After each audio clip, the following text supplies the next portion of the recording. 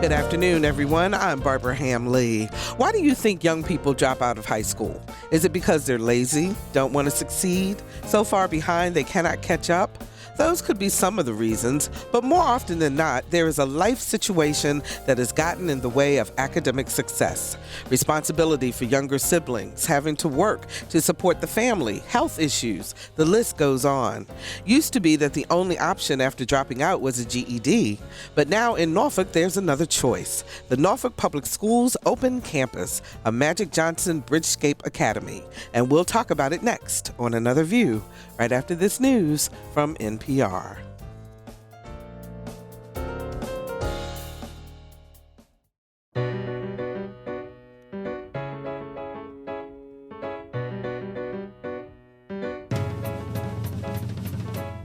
Discussing today's topics from an African American perspective, this is Another View.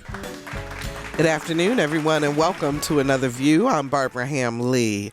Welcome to Another View on this Friday before Easter. Today is Good Friday, one of the most sacred days of the Christian faith. And our Jewish friends begin the 8-day observance of Passover tonight. So this is a really big weekend in the faith-based community. We welcome you to the show today. Now, as I hope you are aware, for the past 2 years, WHRO has been involved in a nationwide effort to increase the graduation rate of high school students. The initiative is called American Graduate Let's Make It Happen. Today's show is a part of the American Graduate effort as we take an inside look at the newest way for Norfolk Public School students who have dropped out of school to get a second chance at a high school diploma. It's called the Norfolk Public Schools Open Campus, a Magic Johnson Bridgescape Academy. Here to tell us all about it is the director of the program, Daun Hester, and Delegate Hester also represents the 89th District in the General Assembly. How are you doing, Daun? I am wonderful and glad to be here. Thank you so much for joining us.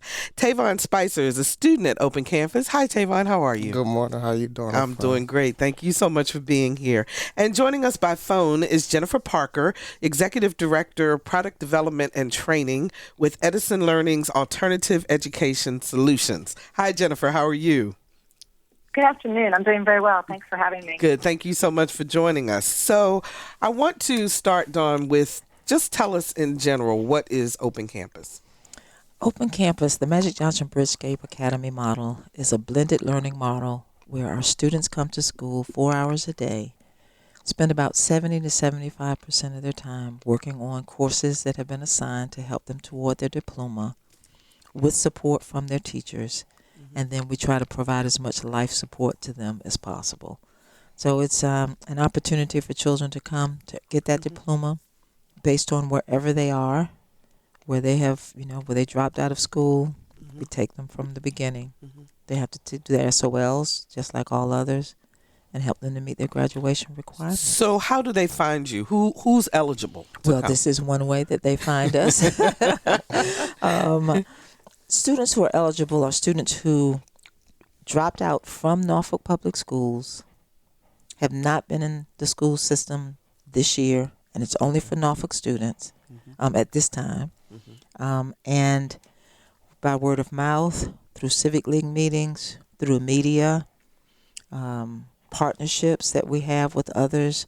That's how students find out about our program. Is there an age range? Through the different schools. The children are typically 17 to 20. It's better to come in 17 to 19, and then depending on how many credits you have, because in the state of Virginia, you age out at a certain point.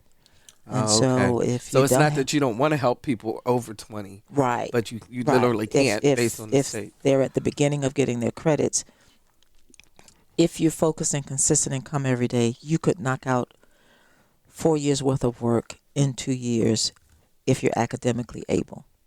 But then you might need support, so it may take you longer. So that's why I said up to 19, because by then, hopefully we can get you out by the time before you turn 21, in which the state will not compensate the district, which is a part of how the program is paid for. Got you.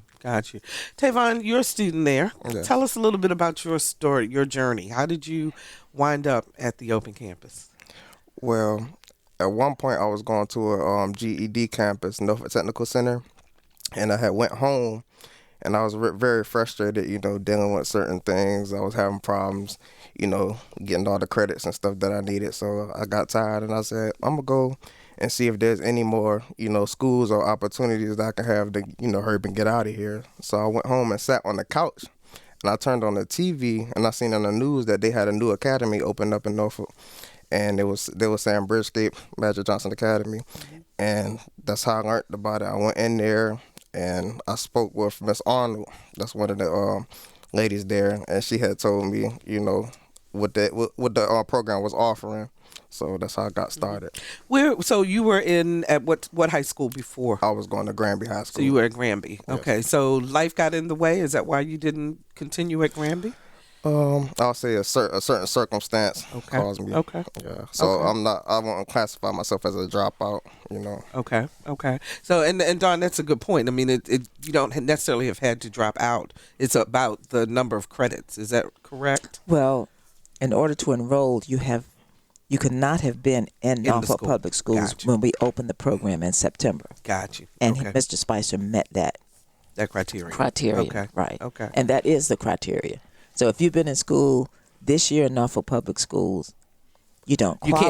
You can't just come over. Right. Okay. Because I was going to ask you then, is that what separates the Bridgescape Academy from the alternative school that's within the Norfolk system? Well, What's with the difference? alternative school, those are students who have been in school and they have done some kind of discipline or had some disciplinary action, and that's the reason that they are sent to the alternative school.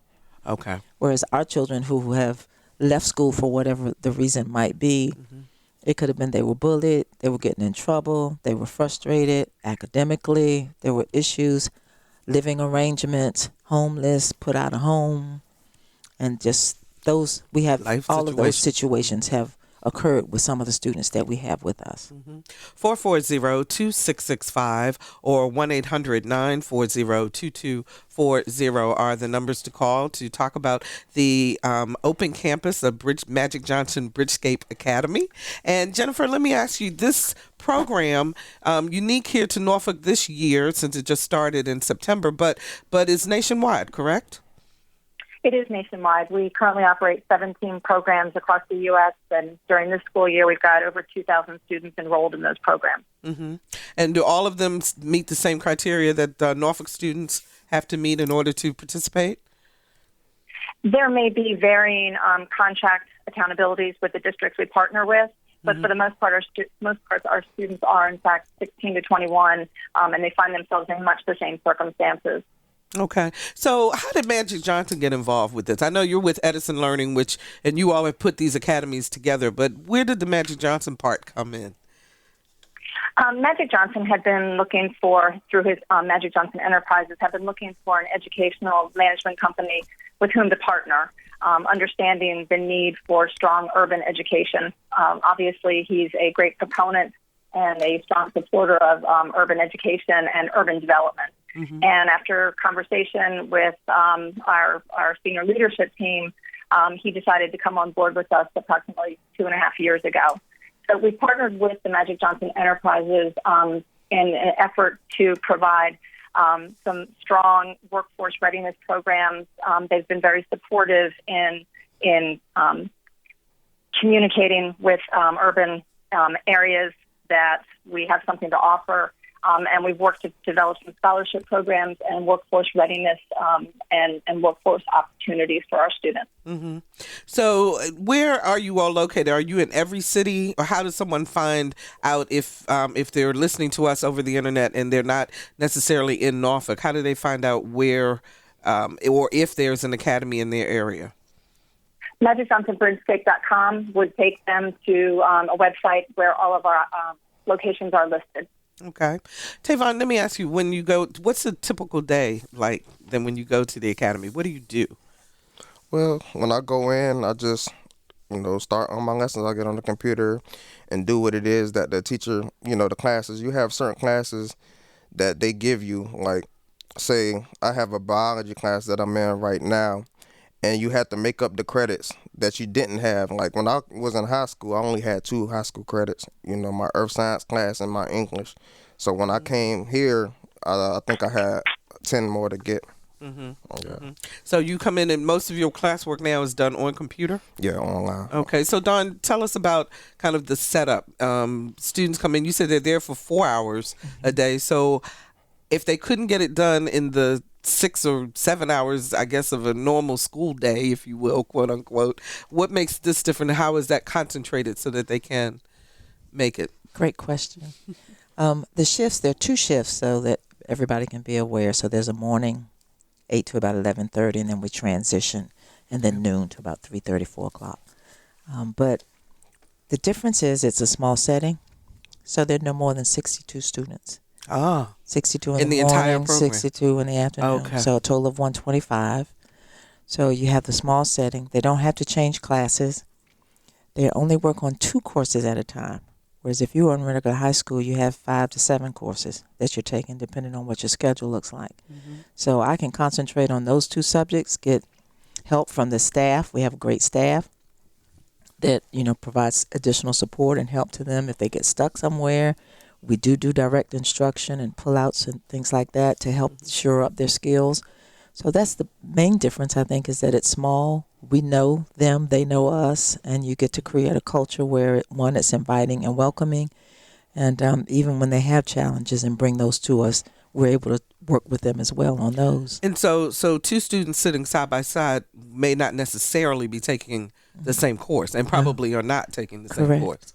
Correct. Wow. Do you like it better on computer, Tavon? Oh, yes, ma'am, I do. I would rather be in that setting than a regular school setting because, in regular school, it's like they badger you to do certain things that you're not comfortable into doing, but at this school, you by yourself on the computer and you going at your own pace. But, a lot of the teachers, Miss Hester, she said, oh, you can't go until you get them 10 lessons done. So, I thank God for her. So she does hold you accountable for what's going on. Yes, ma'am. Do you think that's an important part as you look at your other classmates, teammates at the school, the fact that the faculty holds you accountable for getting the work done, does that make a difference in the rest of your life? It does, yeah, because it's like family. You see that somebody actually cares, and that's what inspires you, to keep doing what you have to do. Okay, 440-2665 or 1-800-940-2240. Marticia, I hope I pronounced that correctly. It's joining us from Hampton. How are you? I'm great. Good afternoon, everyone. Good afternoon. First and foremost, I wanted to commend the young man who is on the panel. He's an attendee at the school, and he's doing a fantastic job. Just want to let him know that the sky's the limit. I also wanted to know, does the school provide programs like as far as life skills are concerned? And where could someone go to find information about the school online? And the very last thing is I just want to let Miss Daun Hester know how fantastic and great she is, what a mentor she is to me. She doesn't even know me, but I've met her, a couple of times here and there, and she's just fantastic and great. And I just wanted to take an opportunity to let her know that she does inspire a lot of us. Oh, thank you so much, Marticia. We appreciate your phone call. All right, let's get her questions answered. First, where does she go on the website? Is there a specific open campus page? We don't have an open campus website. Okay. So you can go to the Magic Johnson site? You can go to the Magic Johnson site, and there you can get my email. But, I'll give you my number also so that anyone can call, and that's 757-619-7736. At 757-619-7736. But also, Marticia, yes, when the young people come to me, the life skills, I think, is the main part of what we have to help them with so that, yes, they can focus on their academics. And when life gets in the way, academics sometimes takes a back seat. So we are developing partnerships and looking for new ones. We partner with the Tidewater Builders Association and their Building Trades Academy. We had one young man to complete that program, and he is now a certified building technician. He can take that certification anywhere in the country. They have a new program started, and they've selected 6 of our students to participate in that. We partner with the Up Center, and they provide an opportunity, a 14-week opportunity for young people to learn work skills, develop their resumes, so that the work opportunity and those skills are things that they don't come with, and how to interview. And so all that's one of our partnerships. We have young mothers. In fact, since the program opened, we now have 6 or 7 new babies that have come. Oh. And so we partner with CHIP to do parenting classes and prenatal classes. And I'm proud that, even though they are young mothers, they're all 18 and older. So they got through at least the 18 mark. And but the babies were all born healthy. So that was very imperative for us, that they had healthy babies, and we want them to continue to learn. And so for the males, the fathers that are there, and the mothers, we offer those parenting classes. So we're looking to build even additional partnerships. We have a male mentoring program that comes in twice a month as well. So if there are opportunities out there or individuals who want to partner, we're glad to have them do that. Jennifer, let me ask you, from a national perspective, how do the Magic Johnson Bridgescape Academy students do in terms of completion, in terms of getting jobs, and so forth? Well, we're really proud of the fact that we have, over the last years, graduated over 620 students who would have been non-graduates. And that's only in the last 3.5 years since we opened our first program. During last year's school year, 80% of our class of 14 graduates have been tracked and are now attending college or trade school or are employed. That's fantastic. Is there a plan to open more academies in Virginia? We have been in conversation with several school districts there, and we're hoping that we'll have that opportunity, certainly. Oh, okay. Can you tell us about any place else you're going to be expanding that you've gotten that you're ready to disclose yet? I don't think we're ready to disclose. We're not ready to disclose yet? We won't disclose until this signed on the dotted Still in line. conversation. Yeah. Okay. But there are about 4 or 5 superintendents who are interested and seeking information. And so we're providing that. And there'll be, we have some coming in to do visits at our site so that they can see.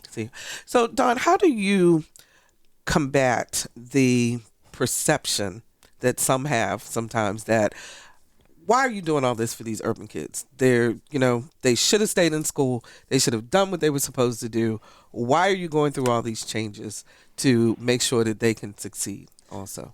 Well, one, just for the children, it's my responsibility to help all the children, urban or not, but to help all of the children if I'm able to. And so through this opportunity, we're able to do that.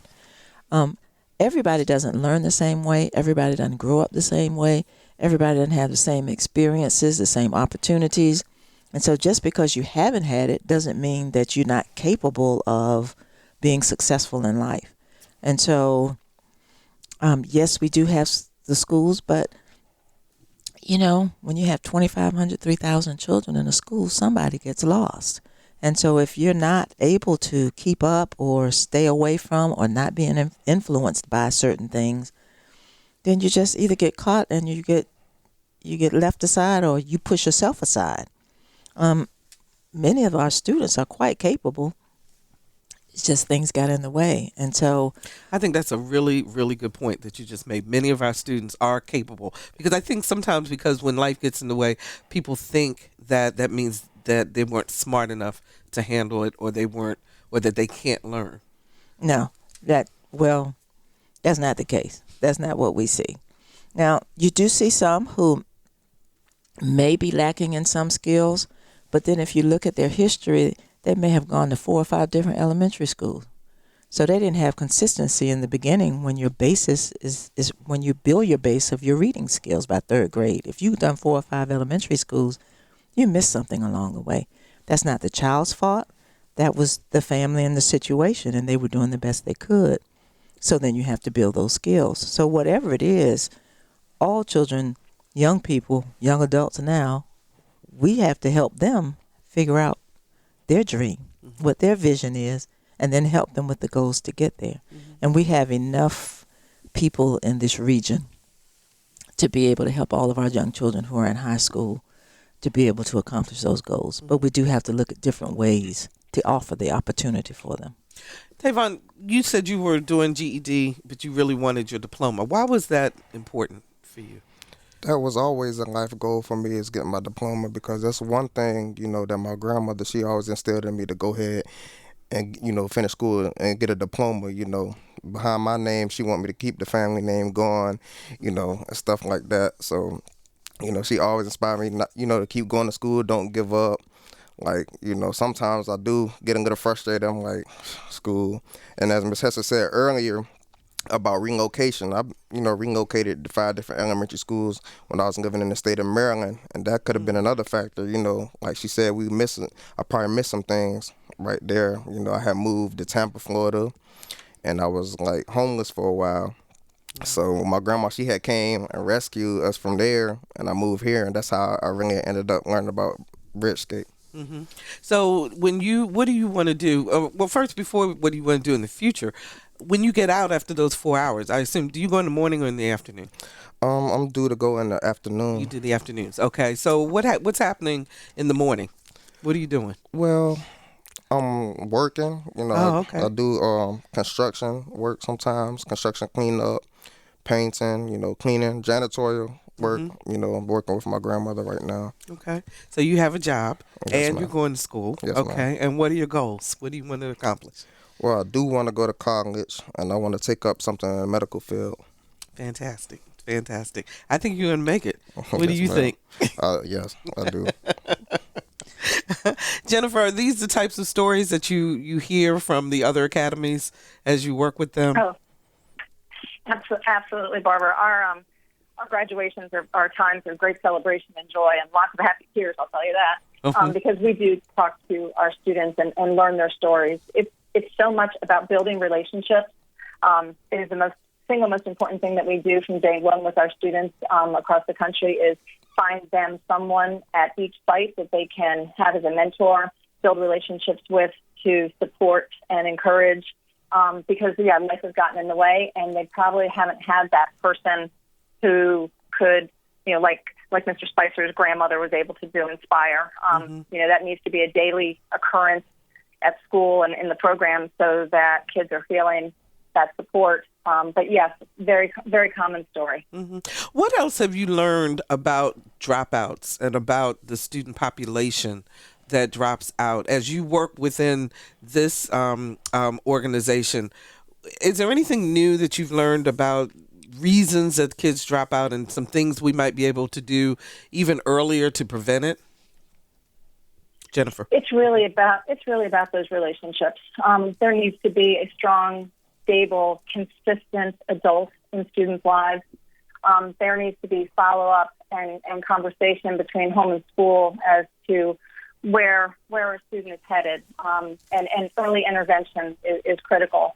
As Daun said, those foundational skills are critical, because students, if they fall behind, so often they feel like they can never catch up.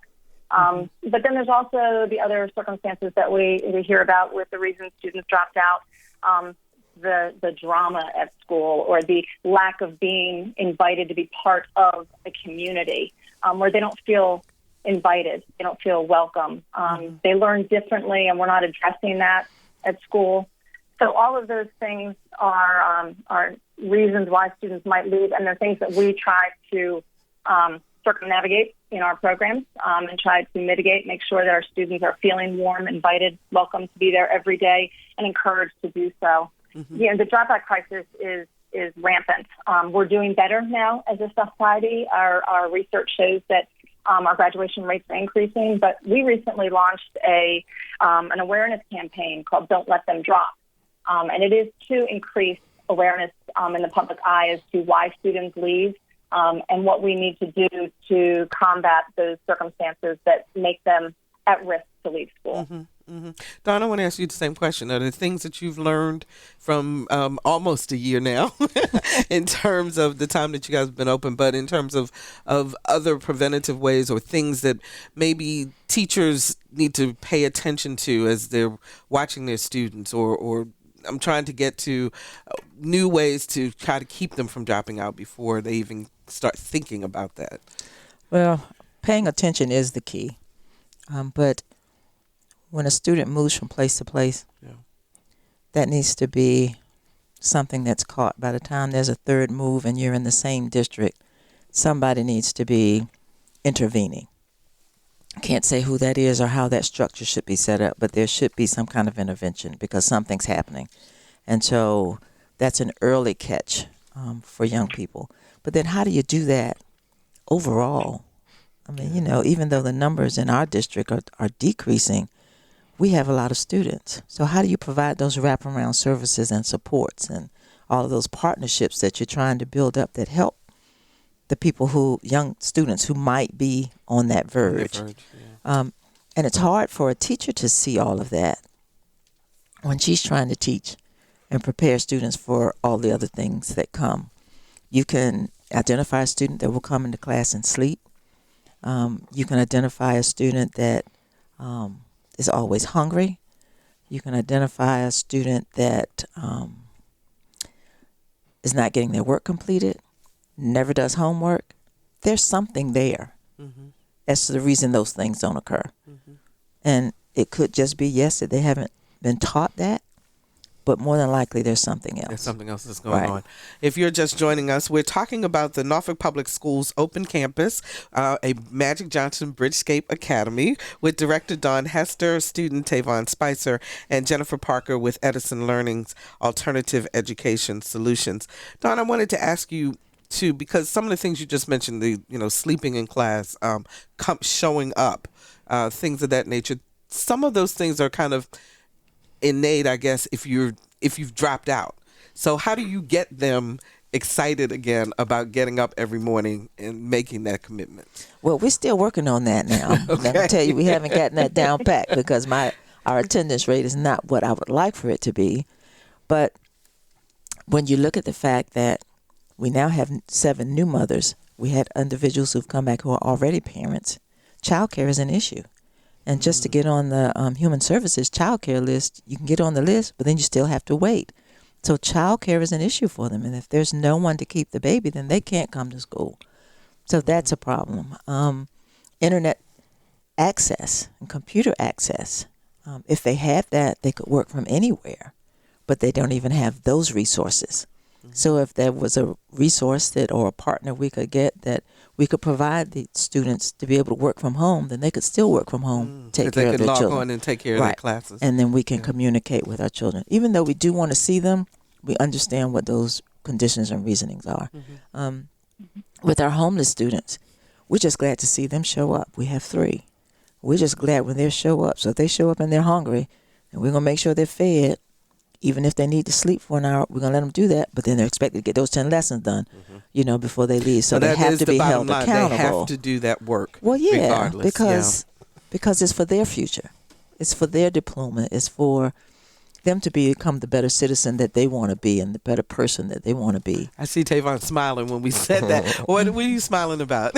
I'm just agreeing with everything that she's saying. A lot of the kids, they get fearful in a lot of areas in school. And as I'm speaking about myself sometimes too, dealing with... Fearful of what? Yeah, talk. It's just like sometimes you see all the things that you have to do, and that can throw you off and make you not want to be in no parts of it, But it seems like it can be overwhelming. Because you have to get, he's got to get these 10 credits. He knows his vision and mission. He knows his timetable. And does graduation follow Norfolk Public Schools graduation? In other words, does this have to be done by June? Well, or is it depending on what grade? Dr. level? Spicer, because we're calling him Dr. Dr. Spicer. He wants to be. Dr. Spicer will be able to come back next year and continue. Okay. But for those who are at senior status, then we have some who will graduate in June, some who will graduate in August. A lot of that depends on those who have to take the SOLs. We have some that have finished all of their credits and they just have to pass their SOLs.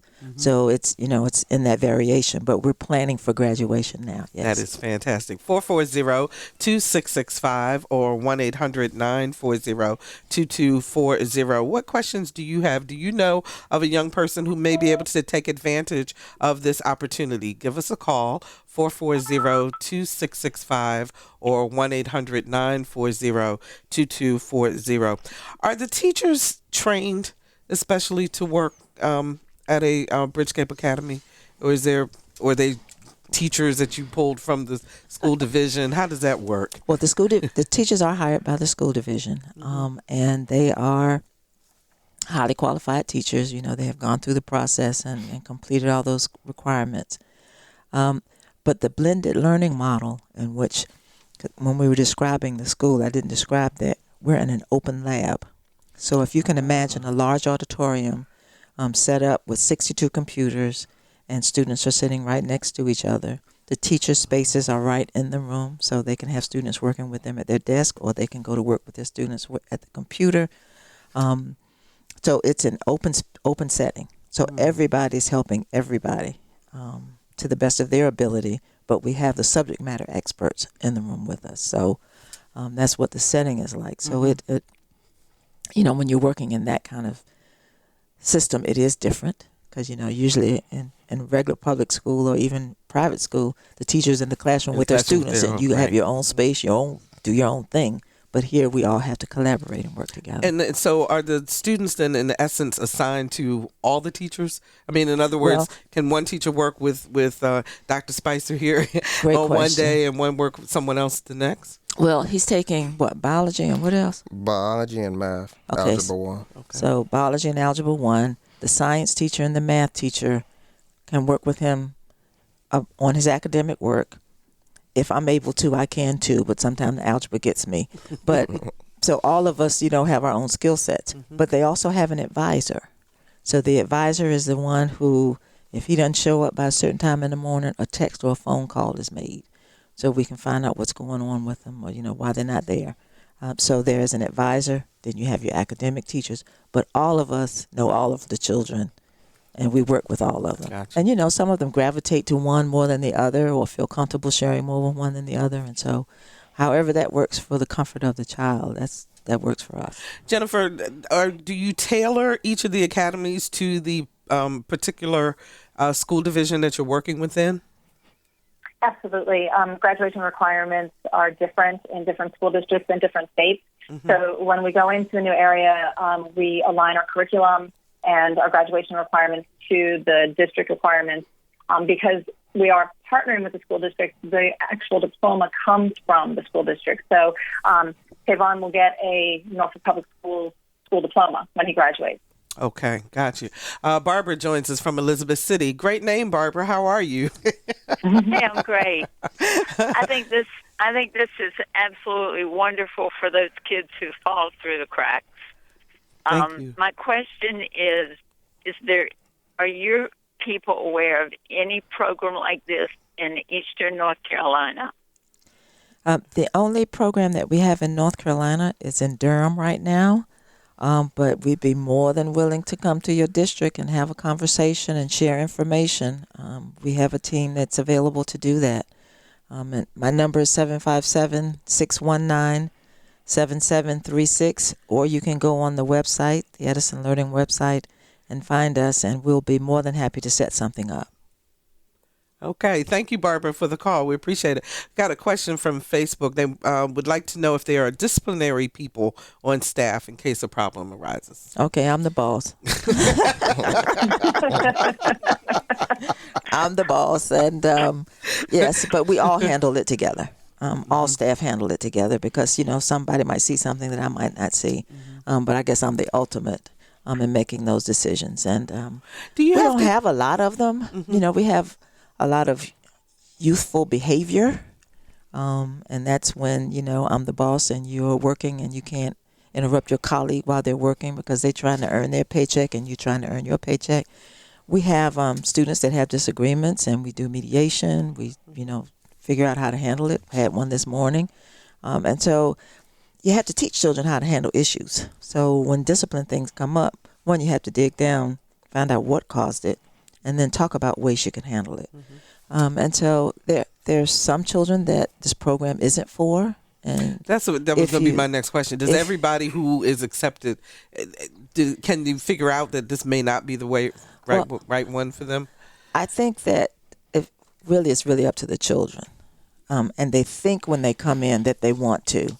But then when they see that it's really a lot of self-discipline that you have to You have to pay attention to yourself and what you're doing and not others around you. And everybody isn't in that place. Mm-hmm. And so there are some children who have left us because they could not focus, because it was too open. We have some students that, because they know their learning styles as young adults, ask to work in a space that's quieter. So for me, that's them learning how their work life may be where they need to be in a space where there are not a lot of people around so that they can concentrate and focus. Mm-hmm. So all of those things they teach us, we teach them, and we try to help accommodate or adapt so that they can be successful. Oh, and someone else wants to know, what do we need, or what do they need to do if they wanted to become a partner? They need to call you, but are there certain parameters or things that are necessary in order to partner with? I'm all Academy. outside the box. Look, there is no box. So we have a conversation and we figure out how to make it work. So if someone wants to participate, the only thing I ask, especially if it's dealing with mentoring, is that they truly make a commitment of at least a year. Because if you're going to mentor a young person or a young adult, they have had too many adults to come and go in their lives. I was going to say that would be more harmful than anything. Right. I'd ask for at least a year commitment that way. But we're looking for people to help with part-time jobs. We're, because they do need to work. They want to work, and they need to begin that opportunity. Apprenticeship programs. We're looking, even a bus company that would take us on a bus trip so we can take them to colleges and universities or office spaces and just to see those work experiences. Well, I'm going to tell you about a possible partnership right here on this air with WHRO. You probably are aware of this, but we are in the process of developing what we call workplace readiness modules, and these will be focused on work-ready skills. And they will be done starting this summer, and they're going to be given away free. So we would love to have them given to your students and those, and actually, Jennifer, even for the other Bridgescape Academy opportunities. But these will be modules online that kids can take in a blended learning situation to work on those soft skills, because I know that that's a big problem that we have. So we can talk more about that as we go along. And so for that Facebook person, 757-619-7736. Call it there. Okay, we got about 2 minutes left, so I want to ask you, Tavon, what would you tell someone who could be in a situation like you had or whatever? What would you tell them to do? Go ahead and give it a second chance, and don't be selfish. Do what you can for your future. There's a lot of opportunity here. A lot of things that you can be put in. They offer jobs. It's a good program.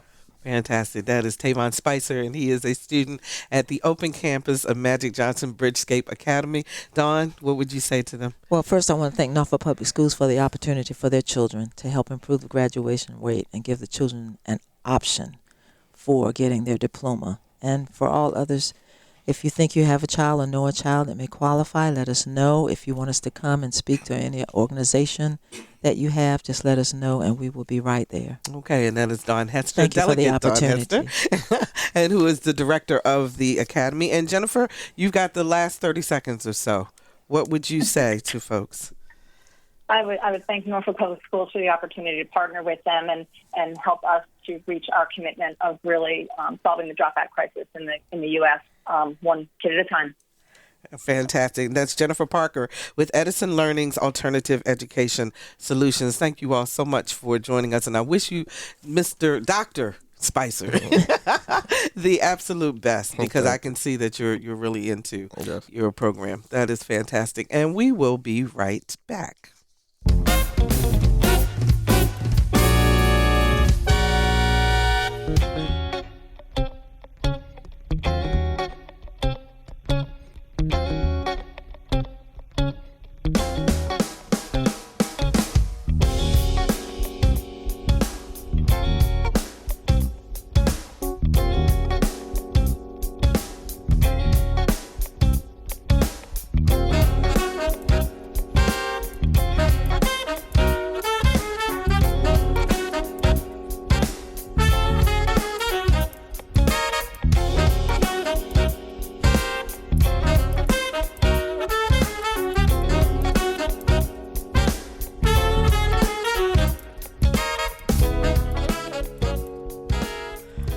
And welcome back, everybody. It's billed as the largest minority business event in Central Virginia, the Minority Business Expo and Conference 2015, an opportunity for small minority-owned businesses to interact with corporations, government, and non-governmental agencies to expand their business and show off their goods.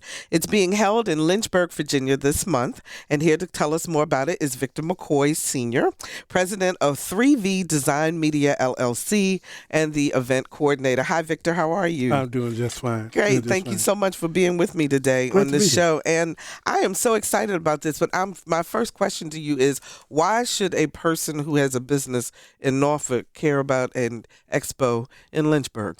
Well, one of the reasons. Make that connection for us. A lot of the agencies, the government agencies that are participating, are concerned about minority-owned businesses throughout the state, not just Central Virginia. So the information that you'll receive will be relevant for your community, your business community, wherever you operate in the state of Virginia. And that's the good part about it. So the resources, you can take them back, because right now we have over 70% of the businesses that are attending, they're outside of that region. Really? Which is called the Region 2000. We have small businesses coming from Maryland, North Carolina, of course, Northern Virginia, which is still Virginia, and even Hampton Roads. So from all over the area, they're coming in. It's not only for businesses who are in the state of Virginia doing businesses, but it's for minority-owned businesses outside of Virginia who are looking to do business in the state of Virginia and want the information. Okay, let's get the specifics out. When is it and where is it and so forth? April the 16th at the Kirkley Hotel in Lynchburg, Virginia. And it starts at 8 o'clock in the morning, goes all the way till 4 o'clock in the afternoon. And it's going to be a great opportunity. And there will be seminars and workshops and so forth. We have over 14 presenters that will be presenting the different workshops dealing with digital marketing, entrepreneurship, women in business, financial forecasting, procurement opportunities, funding your venture, customer service, and all of those. Mm-hmm. And we even have a special workshop that we're doing for nonprofit organizations. We have a grant writer who writes grants for the public school system in that area and also for the community college. Mm-hmm. He'll be presenting, talking about the grants opportunities that are available for the nonprofits. Mm-hmm. So if you have a nonprofit organization, please come out. This guy's really good. He's a really good grant writer, and he has all the information that you're going to need. Mm-hmm. So 3V Designs doesn't sound like you're an event planner, or are you? No, 3V Design Media is a web development, digital marketing, and also print media company. Actually, we started in Chesapeake, and we moved to Lynchburg 5 years ago. Okay. So we pretty much work with small businesses concerning marketing their businesses, whether it's digitally or whether it's traditional marketing. Mm-hmm. So we have clients across the state, across the country, and we decided to host this particular event. What do you think is the biggest issue that minority businesses face today? I think the biggest issue, and some may say it's financial, it's not. I think it's information. I think it's understanding how business actually works. There are a lot of myths that float around in the, I would say, in the African-American business community concerning how to get money, grants, and so forth. And once we dispel those, I think we can really move forward. But I'm finding that it's more so the information and being able to execute that information. Mm-hmm. Having access to information is one thing. Being able to execute it is another. And those are some of the things that I really believe. And are those some of the things that they're going to talk about at the expo, too, Absolutely. In terms of helping people to take the dream and really put it into reality? Absolutely. Absolutely. Okay, and your marketer back there says it is 3vdesign.com. Yes. Yes. And I got that done. Absolutely. Yes. 3vdesign.com. Now, what is the website for the Expo? Yes. It's the Minority Business Expo VA.com. Okay. Yes. And is there a fee or anything for No, it? actually, the workshops are free registration. We really want you to register. One of the things that we're doing with this expo, as opposed to some of the others I've been a part of, we are requiring that everyone does register because the workshops are available, but we also want to get an idea of what type of businesses are going to be there. because all of the presenters will have that information. So that they can tailor their conversation directly to them. Now, there's someone that's going to be hosting your webinars, I believe. Yes. Barbara Ham Lee is going to be hosting our webinar. It's going to be great. It's going to be a great opportunity. It's going to be 2. And we have the city officials and government officials will be participating in it. And basically, it's going to be a forum addressing some of the same issues that we're talking about right now concerning minority-owned businesses. And it's going to be tremendous. Like I said, the first time that it has been done, and we have literally had all, buy-in from all of the economic development departments of Central Virginia, the Region 2000, and even the community colleges. So it's going to be great. Okay, so if people want to watch the webinars, if they can't get to the actual event, do they go to your website? Yes. The same website? Go to the same website. Tell us what it is. The MinorityBusinessExpoVA.com. Okay, and you will have access to it. MinorityBusinessExpoVA.com. And that's where you will find all of the information.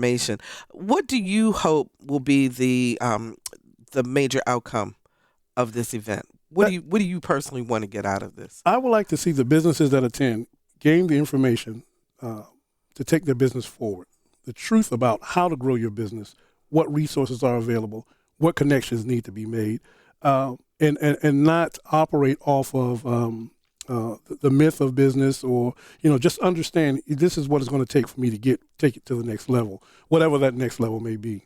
And so that's why we're tailoring the workshops to address the different disciplines of small business, but also have those that are teaching to understand, here's the group that you're talking to right now. Here's the information that they're going to need in order to innovate and to grow their business. Mm-hmm.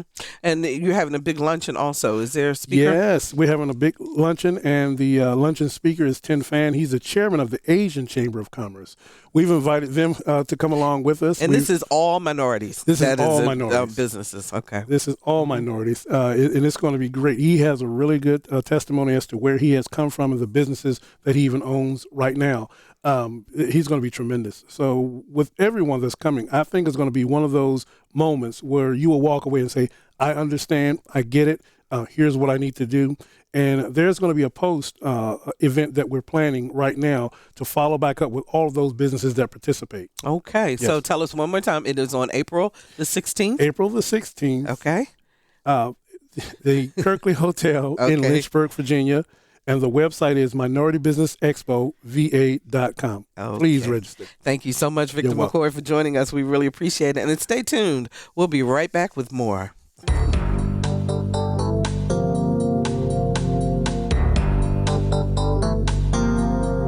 Hi, this is Essie Pather-Murkerson from Law and Order. You are listening to Another View at 89.5 WHRV.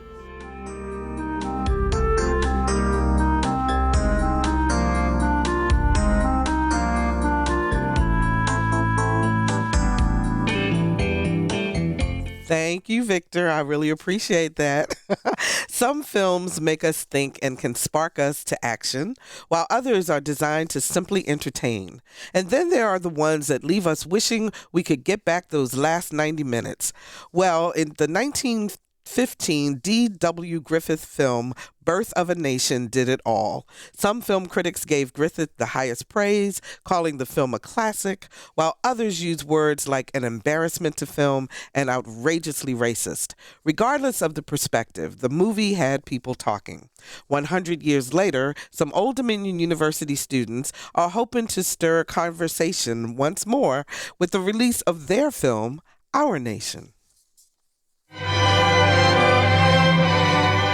It's been 100 years since Birth of a Nation stirred the great American melting pot. The film was praised for utilizing never-before-seen movie-making techniques. At the same time, deemed notoriously racist, portraying actors in blackface as villains and Ku Klux Klansmen as heroes.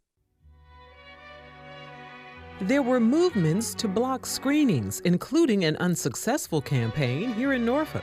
Across the country, the March 1915 release sparked lawsuits, picketing, even riots, which seemed to only fuel the film's appeal at the box office, making it one of the biggest moneymakers of its time. Now, a century later, there's an opportunity to discuss how filmmaking has changed and see how Hampton Roads responded to the film's release through a short fiction film titled Our Nation. The film follows 8-year-old Douglas, who desperately wants to see what everyone is talking about, but is denied access to the theater because of his skin color. Ready and action! That's about the size of it. No matter, it isn't as great as all that. The poster says it's the 8th wonder of the world. Son, that's advertising. I have seen Birth of a Nation more times than I would wish on any man. And I only wonder what the people were thinking to make it in the first place, much less folk lining up to see it. I wouldn't keep sitting through it if I wasn't being paid for it. You work for the theater? That's right. Out of projections. Wow. Pays the bills. Usually the fair is shorter and more fun. We running Birth for 2 more weeks and it's like a torture to me. 3 hours. My God. 12-year-old Connor Berry plays Douglas in the film. He talks about his character getting his first dose of discrimination. When the ticket master told him, you can't come in the film, and he was like, well, why? Because he thought all he needed was some money to get in the film, and he could just watch the movie like any other person. But when the ticket master said no, then it changed his mood completely. Derek Baskin plays Jeremy, the projectionist. Baskin watched Birth of a Nation for the first time as he prepared for his role. I sat through it for all 3 hours, because my character has seen it multiple times, so I figured I should at least see it one time. And it's really interesting to, watch filmmaking and the portrayal of, African American characters and to see them played by non-African Americans. That's something that, thank God, we've got past. But it's a tough film to watch.